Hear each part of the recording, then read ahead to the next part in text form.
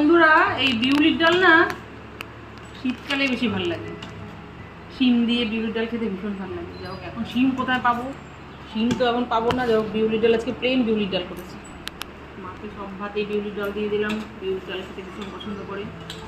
এদিকে আমিও নিয়ে নিলাম। আজকে তো নিরামিষ, শনিবার দিন নিরামিষ মানে আমাদের এতে ডাল হবে। বিউলির ডাল, মুগের ডাল, যে কোনো ডাল তো হবে। তার সাথে আছে 3 রকমের ভাজা আছে। কাঁচকলা ভাজা, তারপরে আছে কাঁকল ভাজা, এদিকে আছে বেগুন ভাজা, সাথে একটা কাঁচা লঙ্কা। দুজনে একটা একটা করে নিলাম, মেয়ে তো নেবে না। মাকে একটা বেগুন ভাজা দিলাম, কাঁকল ভাজা দিলাম, দুটো কাঁচা কলা ভাজা দিলাম।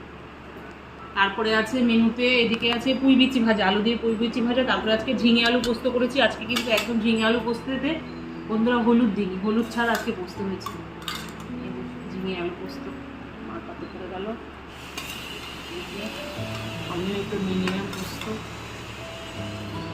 এই সপ্তাহে শনিবার দিনটা আসলে না পোস্ত হয়। ঝিঙে আলু পোস্ত, ঢেঁড়স পোস্ত, আলু পোস্ত, এসব পোস্ত। আজকে লেবু হলে ভালো হতো, আর নেই লেবু, কি করা যাবে।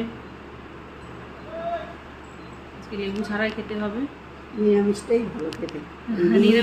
নিরামিষই ভালো। হ্যাঁ। আচ্ছা, ডাল দিয়ে ভাত মাখলাম, একটুখানি পোস্ত নিলাম, দারুণ খাওয়া। মা আবার ওদিকে একটা লঙ্কা কামড় বসালো।